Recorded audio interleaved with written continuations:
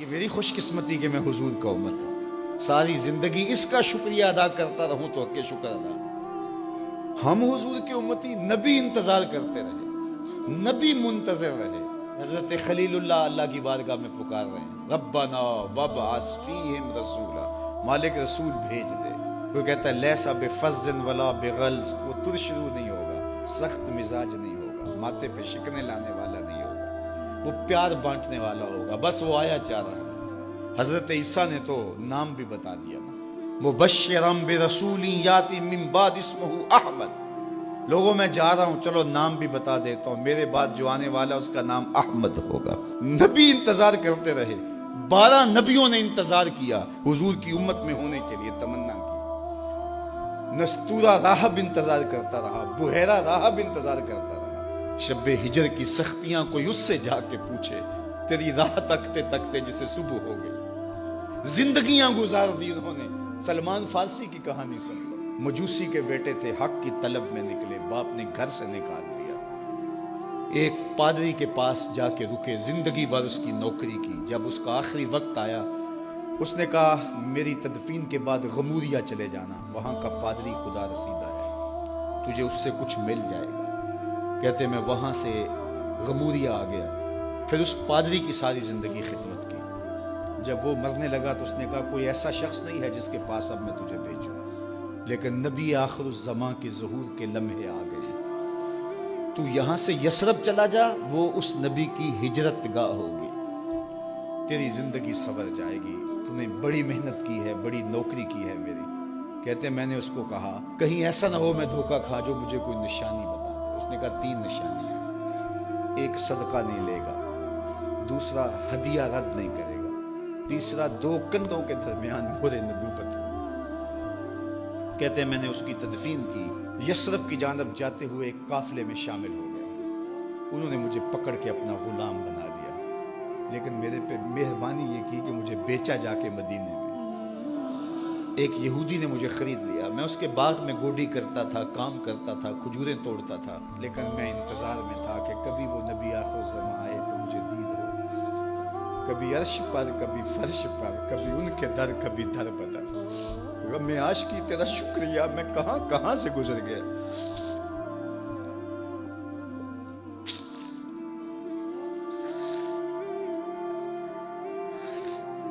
کہتے ہیں ایک دن میں اپنے باغ میں کھجوریں توڑ رہا تھا کہ ہواؤں میں مستی پیدا ہو گئی، اور ہر سمت سے طلع البدر علینا کی صدائیں گونجنے لگی۔ میں سمجھ گیا کہ وہ لمحے آ گئے، میں نے چھلانگ لگا دی اور دوڑ پڑا۔ میرے آقا نے سمجھا شاید غلام بھاگ گیا، اس نے دوڑ کے مجھے پکڑ لیا۔ میں نے اس کو کہا کہ میں نوکر تیرا ہی ہوں، لیکن دل نوکر کسی اور کا ہے، میں بھاگوں گا نہیں، مجھے جانے دے۔ میں کچھ کھجوریں لے گیا تھا صدقے کی نیت سے، جا کے حضور کو پیش کی۔ آقا کریم نے فرمایا ہم نبی صدقہ نہیں لیتے۔ کہتے ہیں نشانی ایک پوری ہو گئی۔ کہتے ہیں کہ میں کچھ دنوں کے بعد اور کھجوریں لے گیا، اور میری نیت ہدیہ کی تھی، میں نے پیش کی، حضور نے قبول فرمائی۔ لیکن میں بھی کہتا تھا تیسری نشانی بھی پوری ہو لے تو پھر مانوں گا، اور وہ کیا تھی؟ 2 کندھوں کے درمیان مہر نبوت۔ کہتے ہیں ایک دن حضور میرے باغ میں آئے، اور آقا کریم نے اپنے مبارک کندھے پہ چادر رکھی ہوئی تھی، اور چادر کی اوٹ میں مہر نبوت چھپی ہوئی تھی، اور میں پیچھے ہو کے دیکھتا تھا، اور میری آرزو یہ تھی کہ کوئی تیز جھونکا ہوا کا آئے اور چادر ہٹ جائے اور میں مہر نبوت کی زیارت کر لوں۔ حضور میرے ارادہ قلب سے آگاہ ہوئے، فَأَلْقَى إِلَيَّ رِدَاءَهُ، حضور نے چادر اتار کے میری جانب پھینکی، اور پھر ایسے رخ کر کے فرمایا انظر الی ما امرت بہ، اس پادری نے جو بتایا تھا دیکھ لے آ کے۔ تو کہا میں نے دیکھا کہ حضور کے کندھوں کے درمیان۔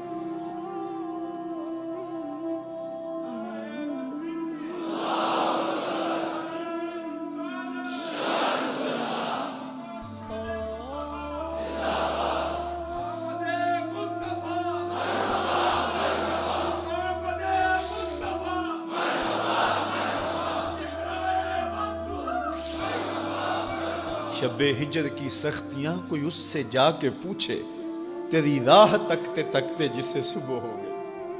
ہم نے تو کوئی انتظار نہیں کیا نا، ہم نے تو کوئی دکھ نہیں سہا، ہم سوئے تھے مقدر جاگ اٹھے، ہمارے والد مسجد سے مولوی صاحب کو بلا لائے، انہوں نے کان میں آ کے کہا مبارک ہو تو حضور کا نوکر بن کے آ رہا۔ میرے والد گرامی ایک شعر جھوم کے پڑھا کرتے تھے، محمد جانے جانا ہے، پیغمبر ہو تو ایسا ہو، رسولوں کی بشارت سے مبشر ہو تو ایسا ہو، امر توقیر کا سب کو موکر ہو تو ایسا ہو، کیا ہم کو غلام ان کا مقدر ہو تو ایسا ہو۔ میں اپنے مقدر پہ قربان نہ جاؤں، آپ اپنے مقدر پہ نثار نہ جائیں، ہمیں وہ نبی ملا جو نبیوں کا نبی ہے۔ بنو سعد کے مقدر بھی جاگ اٹھے، اللہ اکبر، کیا وہ خوش نصیب وادیاں تھیں، کیا وہ خوش بخت پہاڑ تھے بنو سعد کے، جہاں حضور نے زندگی کے ابتدائی سال گزارے۔ اللہ اکبر۔ حضرت حلیمہ سعدیہ کہتی ہیں جب میں حضور کو گھر لے گئی تو میرے گھر میں روشنیاں آ گئیں، باقاعدہ عورتوں نے کہا حلیمہ تو اتنی امیر ہو گئی ہے رات کو بھی دیا نہیں بجھاتی۔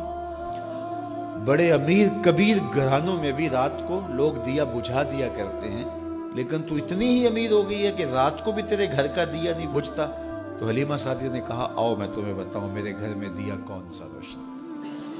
باقاعدہ ہم جولیوں کو بلایا، پالنے میں حضور تھے، اشارہ کر کے کہا ما کننا نحتاج الی السراج من یوم اخذناہ، جب سے یہ پیارا گھر آیا ہے میں نے سارے دیے توڑ دیے، دیے کی ضرورت نہ مشعل کی حاجت، عجب روشنی تو نے پائی حلیمہ، بڑی تو نے توقیر پائی حلیمہ، بنی تو محمد کی دائی حلیمہ۔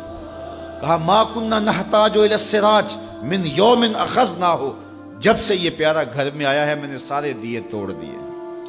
جہاں روشنی چاہیے ہوتی ہے حضور کو اٹھا کے اس کمرے میں لے جاتے ہیں، وہاں انوار پھیل جاتے ہیں، روشنیاں پھیل جاتی ہیں، کیسے اجالے پھیلے، کیسی روشنیاں پھیلیں۔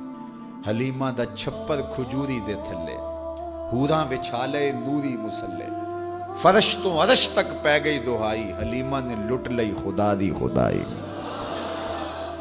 اللہ اکبر۔ وہ سارا دن تو صحراؤں میں گھوم لیتی تھی، اسے جب بھوک لگتی تھی لبوں کو چوم لیتی تھی۔ بخت جاگے حلیمہ سعدیہ کے حضور ان کے گھر آئے، اللہ اکبر، جدھر سے گزرتے گئے نور پھیلتا گیا، انوار پھیلتے گئے۔ حضرت سیدہ طیبہ طاہرہ حضرت عائشہ سلام اللہ علیہا فرماتی ہیں کہ میں کچھ سی رہی تھی کہ میرے ہاتھ سے سوئی گر گئی۔ اب حضور کے گھر میں دیے میں جلانے کے لیے تیل بھی نہیں تھا، میں پریشان تھی، سوئی گر گئی، اتنے میں حضور تشریف لائے۔ حضور مسکرائے، کہتی ہے میں نے گمی ہوئی سوئی تلاش کر لی۔ اللہ اکبر۔ تو یہ روشنی تھی، یہ انوار تھے۔ اللہ اکبر۔ اذا ضحک یتلالع فی الجدر، جب حضور مسکراتے تھے سامنے والی دیواروں پہ عکس پڑتا تھا۔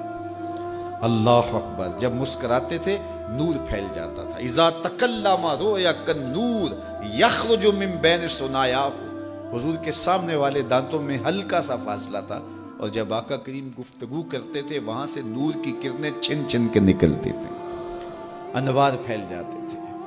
ایسا نوری ماحول، ایسا نورانی چہرہ۔ حضرت ابو ہریرہ بولے کل قمر لیلۃ البدر لم ارى قبلہ ولا بعدہ مثلہ، کیا پوچھتے ہو، 14ویں رات کا چمکتا ہوا چاند تھے میرے حضور۔ پھر کہا نہیں نہیں نہیں، حضور جیسا نہ پہلے دیکھا نہ بعد میں دیکھا۔ حضرت حسان بن ثابت پاس کھڑے تھے، کہا دیکھتے کیسے، کسی ماں نے جنم دیا ہوتا تو دیکھتے۔ خدا نے وہ سچائی پن چھڑیا جدے وچ محمد نو ٹالیا سی، حسینہ جمیلہ دا منہ موڑ دیتا، محمد بنا کے قلم توڑ دیتا۔ مثل او در عالم امکان متصور نیست، حضرت شیخ مجدد کہتے ہیں حضور کی مثل بزم عالم میں ممکن ہی نہیں ہے، ہو ہی نہیں سکتا۔ اور اقبال کا لہجہ بھی دیکھیے، رخ مصطفیٰ ہے وہ آئینہ کہ اب اس سا دوسرا آئینہ، نہ کسی کی بزم خیال میں نہ دکان آئینہ ساز میں۔ تو وہ پیکر تراشا، وہ پیکر تراشا، مکھ چند بدرشا شانی ہے، متھے چمک دی لاٹ نورانی ہے، کالی زلف تیک مستانی ہے، مخمور رکھی ہن مد بھری، کیسا جمال دیا، کیسا حسن دیا۔ اچھا بریلی کے امام سے بھی پوچھ لیجئے، اللہ اکبر، بل بل نے گل ان کو کہا، کمری نے سروے جاں فضا، بلبل کی منتہائے پرواز تو یہی ہے نا، کسی کو پھول کہہ دے. بلبل نے گل ان کو کہا، کمری نے سروے جاں فضا، حیرت نے جھنجھلا کر کہا یہ بھی نہیں وہ بھی نہیں. خورشید تھا کس زور پر، کیا بھر کے چمکا تھا قمر، بے پردہ جب وہ رخ ہوا یہ بھی نہیں وہ بھی نہیں. وہ حسن دیا وہ جمال دیا اللہ نے اپنا.